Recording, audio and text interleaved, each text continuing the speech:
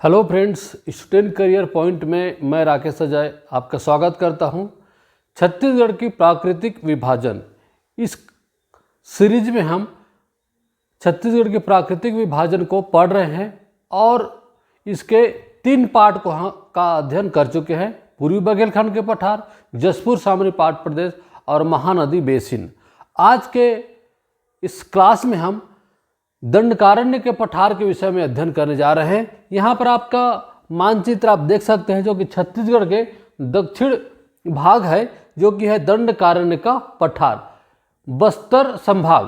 ठीक, इसका हम विस्तृत अध्ययन करेंगे। पार्ट वाइज हम इसके बांट करके अध्ययन करेंगे कि इनके कौन कौन सा उप विभाग है। पहले सामान्य परिचय को देख लेते हैं कि इसकी अवस्थिति कैसी है, इनकी विशेषताएं क्या क्या है। तो देखिए, यहाँ पर हम इसके विस्तार की बात करेंगे तो दंडकारण्य प्रदेश का जो विस्तार है संपूर्ण बस्तर संभाग में है। ठीक, बस्तर संभाग के जितने जिला है संपूर्ण क्षेत्र में इसका विस्तार है। एक चीज़ और आपको याद रखना है, आपके मोहला मानपुर चौकी जिला के मोहला तहसील, यहाँ पर मोहला तहसील को भी इसमें क्या करते हैं, हम शामिल करते हैं। ठीक है, तो इसका विस्तार संपूर्ण बस्तर संभाग और मोहला मानपुर चौकी जिला के आपके मोहला तहसील। ठीक है, इसको आपको ध्यान में रखना है।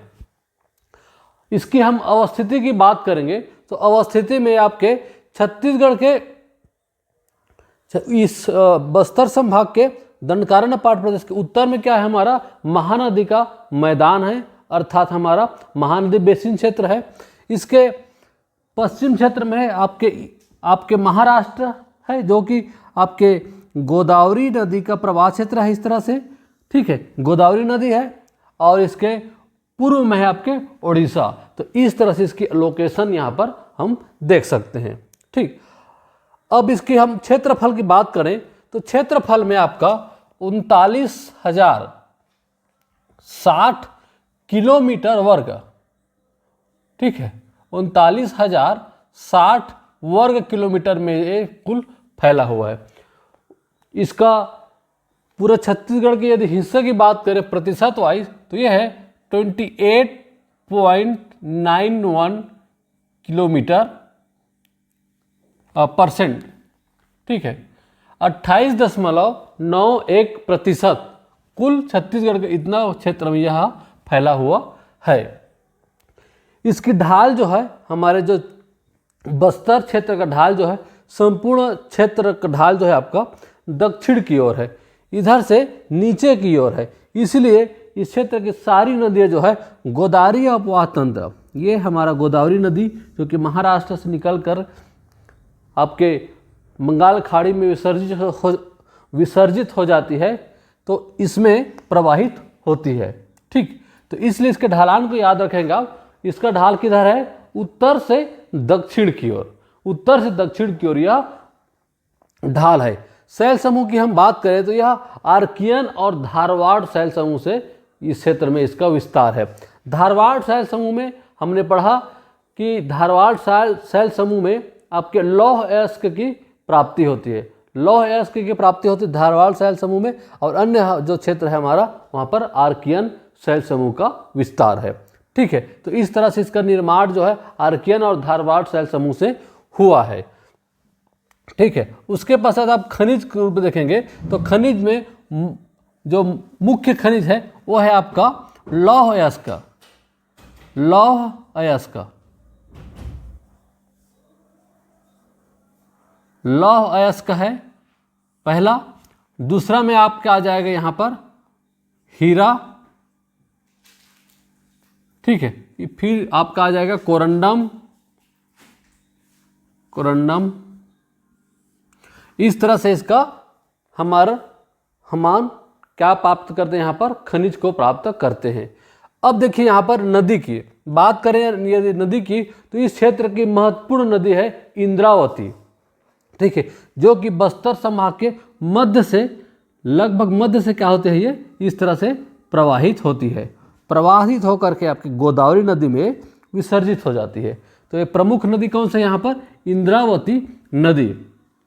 और नदी है आपके कोटरी नदी। कोटरी नदी क्या होती है, यहाँ से मोहला मानपुर चौकी जिला से प्रवाहित होना शुरू होती है, उसके बाद आ करके आपके इंद्रावती में विसर्जित हो जाती है। निब्रा है, गोडरी है, ताल पेरू है और आपके यहाँ पर गोदावरी नदी, आपके गोदावरी नदी में सारी नदियाँ क्या हो जाती है, आपके विसर्जित हो जाती है। तो इस तरह से प्रमुख नदियों के हम देखेंगे इंद्रावती, कोटरी, ताल पेरू, निब्रा, गोडरी, इस तरह से नदियाँ इस क्षेत्र में पाई जाती है।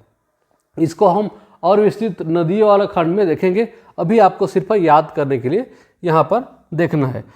इस क्षेत्र की जो सारी नदियाँ हैं, लगभग सारी नदियाँ जो है गोदावरी अपवाह तंत्र में का हिस्सा बनती है, क्योंकि ढलान जो है इधर है दक्षिण की ओर है, ठीक है। तो गोदावरी अपवाह तंत्र में यह शामिल होती है।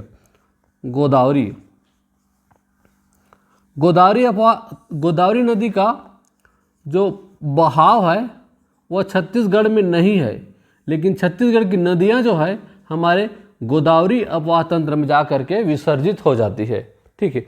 इस क्षेत्र में वन की बात करें तो वन जो है साल वन से यह क्षेत्र ढका हुआ है, इसलिए बस्तर को क्या बोलते हैं, साल वनों का द्वीप बोलते हैं। साल वनों का द्वीप बोलते हैं, कारण यही है कि इस क्षेत्र में बहुतायत से मात्रा में साल वनों की प्राप्ति होती है, ठीक है। तो वन की बात करें तो यहाँ पर हमारा हो जाएगा साल वन, ठीक है, साल वनों का द्वीप इसलिए बोलते हैं। चोटी की बात करते हैं यहाँ पर, तो हमारा सबसे बड़ी चोटी है इस क्षेत्र की, जिसको बोलते हैं हम नंदीराज। यह जो चोटी है बस्तर संभाग की, या बोले दंडकारण्य के पठार की सबसे ऊंची चोटी है। 1210 मीटर की इसकी ऊंचाई है। नंदीराज की चोटी जो कि बैलाडीला की पहाड़ी पर स्थित है। बैलाडीला की पहाड़ी में स्थित है नंदीराज चोटी, तो इसको आपको याद रखना है। 1210 मीटर की इसकी ऊंचाई है। दंडकारण्य का पाठ के क्षेत्र की सबसे ऊंची चोटी है नंदीराज। और छत्तीसगढ़ के दृष्टि से देखेंगे तो यह दूसरा सबसे ऊंची चोटी है। पहला में है हमारा, मैंने आपको बताया था, गौरलाटा, जिसकी ऊंचाई है 1225 मीटर। कहाँ पर है, आपके सामरी पाठ प्रदेश में, ठीक है। और दूसरा है यहाँ पर बैलाडीला में अवस्थित है। बैलाडीला की पहाड़ी में नंदीराज 1210 मीटर इसकी ऊंचाई है। जलवायु को देखेंगे इस क्षेत्र में, तो जलवायु हम उष्णकटिबंधीय मानसूनी जलवायु क्षेत्र में पाई जाती है। वर्षा इस क्षेत्र में सर्वाधिक वर्षा, छत्तीसगढ़ की सर्वाधिक वर्षा इसी क्षेत्र में होती है। और वर्षा की एक महत्वपूर्ण स्थिति को हम देखेंगे तो अबूझमाड़ का जो क्षेत्र है, ठीक है, अबूझमाड़ का जो क्षेत्र है आपका, वो छत्तीसगढ़ में सर्वाधिक वर्षा वाला क्षेत्र है। अबूझमाड़, यहाँ की वर्षा जो है 187.5 सेंटीमीटर। औसत वर्षा कितना होती है, 187.5 सेंटीमीटर इसकी वार्षिक वर्षा मापी गई है, ठीक है। मिट्टी की बात करें तो इस क्षेत्र में आपके लाल बलुई मिट्टी पाई जाती है, ठीक है। और दोमट मिट्टी का भी क्षेत्र में प्राप्ति होती है, ठीक है। फसल के देखें तो इस क्षेत्र में, चूँकि यह क्षेत्र प्राकृतिक रूप से उबड़ खाबड़ है और इस क्षेत्र में मैदानी भाग की कमी है, इसलिए इस क्षेत्र की जो फसल है कोदो, कुटकी और मोटे अनाज की प्राप्ति इस क्षेत्र में उत्पादन होती है। धान जो होती है, मोटे धानों की प्राप्ति होती है। कोदो, कुटकी जैसे मोटे अनाजों के क्षेत्र में उत्पादन की जाती है, ठीक है। तो इस तरह से हम इसके महत्वपूर्ण जो बिंदु है उसको हमने देखा। अब इसको हम विभिन्न भागों में बांट करके हम पढ़ेंगे, ठीक है। विभिन्न भागों में हम बांट करके इसके उप विभाजन को पढ़ेंगे। देखिए, इसको हम 4 भागों में मुख्य रूप से हम बांटते हैं। यह जो क्षेत्र है आपका कोटरी का नदी बहा हुआ है, इसलिए इसको कोटरी बेसिन के नाम से इसको जानते हैं, ठीक है। यह जो क्षेत्र जो आपको दिख रहा होगा यह है कोटरी बेसिन, ठीक है। उसके नीचे अब यहाँ पर आपको देखने को मिल रहा होगा, इसको बोलते हैं हम अबूझमाड़ की पहाड़ी क्षेत्र, ठीक है। अबूझमाड़ क्षेत्र है ये, जो कि नारायणपुर जिला में अवस्थित है। नीचे यहाँ पर आप देखेंगे ये वाला जो क्षेत्र है इसको बोलते हैं बस्तर का मैदान। ये वाला जो पार्ट है बस्तर क्षेत्र के साथ पश्चिमी भाग, ये वाला जो क्षेत्र है इसको बोलते हैं हम बस्तर का मैदान, ठीक। ये जो संपूर्ण जो बचा हुआ एरिया है इसको बोलते हैं बस्तर का पठार। बस्तर का पठार इधर है, ये बस्तर का मैदान है, ये अबूझमाड़, अब ये कोटरी बेसिन।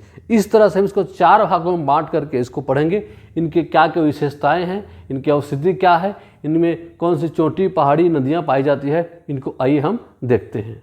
दंडकारण्य के पठार को हम 4 भागों में बांट कर यहाँ पर पढ़ रहे हैं। देखिए, सबसे पहले हम देखते हैं यहाँ पर कोटरी का मैदान या फिर कोटरी बेसिन।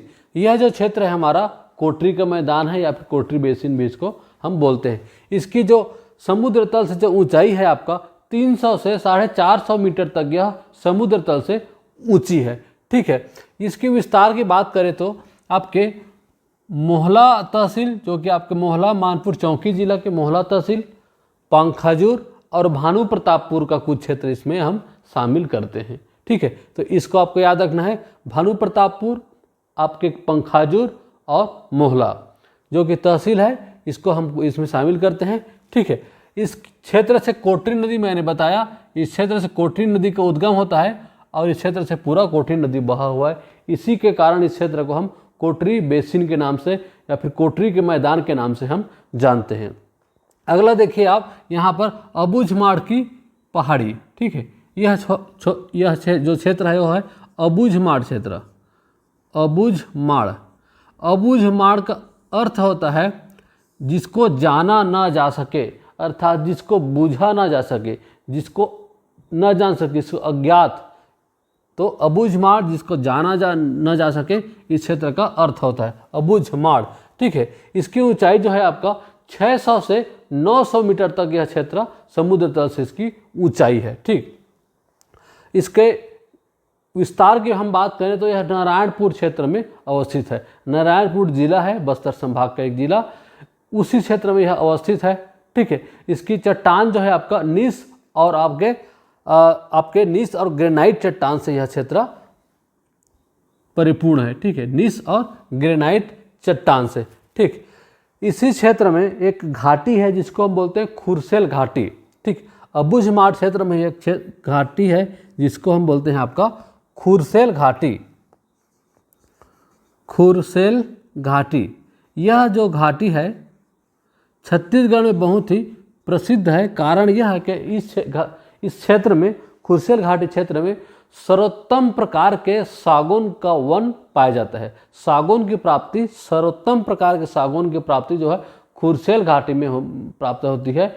इस कारण यह क्षेत्र बहुत ही प्रसिद्ध है। ठीक है, इसी क्षेत्र में एक नदी है जिसको हम बोलते हैं जाटलूर नदी। ठीक, जाटलूर नदी, जाटलूर नदी यहाँ पर लिखा हुआ है जाटलूर नदी। यह क्षेत्र जो है मगरमच्छ के लिए प्रसिद्ध है। मगरमच्छ, कैसा मगरमच्छ? यह प्राकृतिक मगरमच्छ इस नदी में पाई जाती है। ठीक है, छत्तीसगढ़ एक मात्र ऐसा जगह है जहाँ पर प्राकृतिक मगरमच्छ की प्राप्ति होती है। कौन सा नदी है? जाटलूर नदी। स्थान आपका खुरसेल घाटी के क्षेत्र अर्थात अबूझमाड़ के क्षेत्र में। अबूझमाड़ के क्षेत्र में क्या है? नारायणपुर जिले में जाटलूर नदी अवस्थित है जिसमें प्राकृतिक मगरमच्छ की प्राप्ति होती है।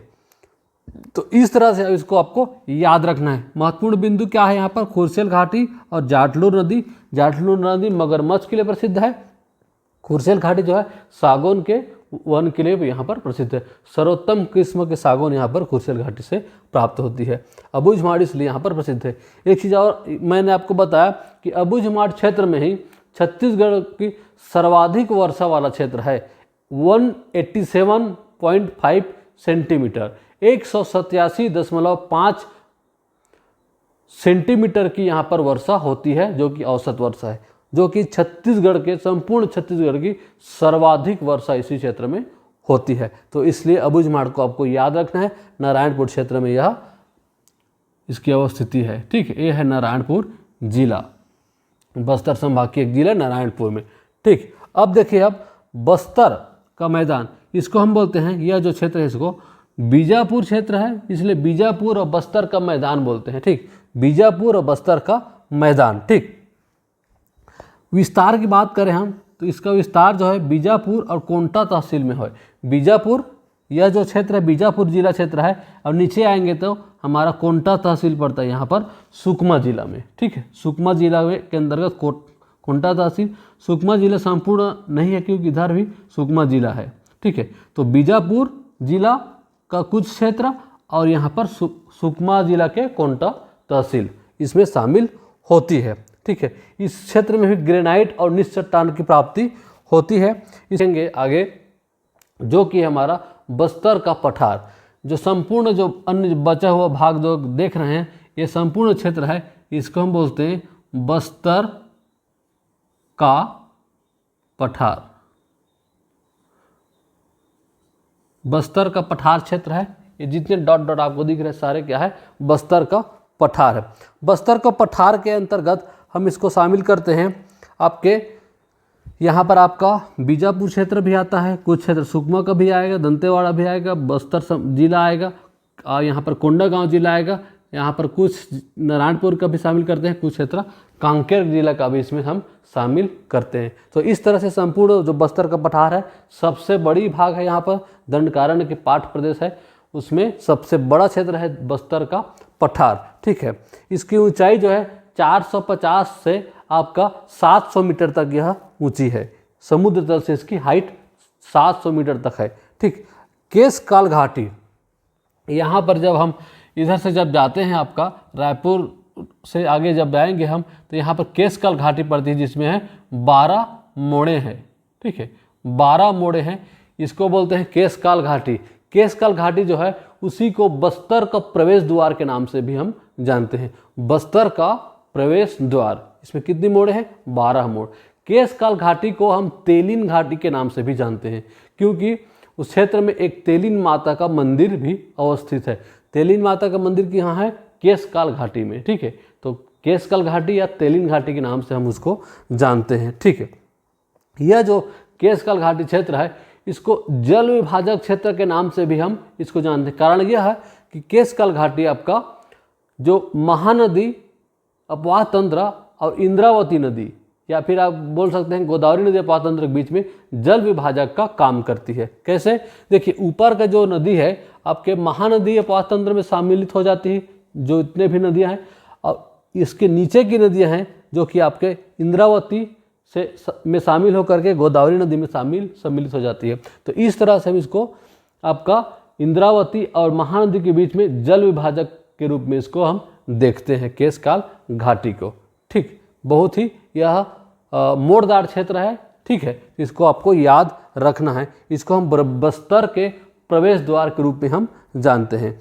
बैलाडीला, बैलाडीला जो है यहाँ पर आपके दंतेवाड़ा जिला में पड़ता है। बैलाडीला यहाँ पर सर्वोत्तम किस्म के लौह अयस्क की प्राप्ति होती है बैलाडीला से। बैलाडीला की पहाड़ी आपके दंतेवाड़ा जिले में पड़ता है। सर्वोत्तम किस्म हेमेटाइट प्रकार के लौह अयस्क की प्राप्ति उसमें होती है जिसमें 60 से 70% की अयस्क उसमें उपस्थित रहता है। ठीक है, यह है बैलाडीला की घाटी।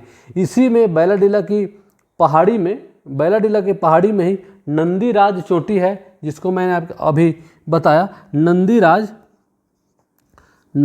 चोटी का नाम है नंदीराज, जिसकी ऊंचाई है 1210 मीटर। इसको आपको याद रखना है, 1210 मीटर, जो कि छत्तीसगढ़ की दूसरी सर्वाधिक ऊंची चोटी है। पहला में है गौरलाटा जो कि सामरी पाट प्रदेश में है।